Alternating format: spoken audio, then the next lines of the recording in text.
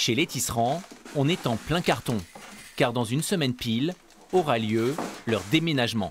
Un déménagement forcé qui mettra fin à 43 ans passés dans ce logement. On pensait rester là le restant de notre vie, quand même. Mais leur immeuble est dans un tel état d'insalubrité qu'ils ne pouvaient plus rester ici. Le couple a reçu une offre de rachat de 37 000 € pour leur F4 et la mairie leur a proposé un autre logement dans le même quartier. Dans cette histoire, René et Nicole s'en sortent plutôt bien. Là, on payait, en gros, on payait 800 € de charges tous les trimestres. Et là, j'aurai 460 € de loyer tous les mois. Bon, il y a le foncier qui va disparaître et tout ça. L'un dans l'autre.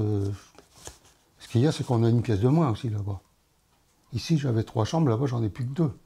D'après monsieur le maire, sur les 75 dossiers de relogement, 55 ont été réglés. Pour les autres, les services municipaux sont à pied d'œuvre. À l'heure actuelle, les propositions sont faites et elles sont formulées en fonction aussi de la composition familiale. Il peut y avoir un peu ici ou là, de la part des personnes, une réception un peu négative de la proposition, mais on retravaille avec elles pour aboutir à quelque chose dans le temps qui nous est imparti, c'est-à-dire dans l'urgence, mais le plus vite possible.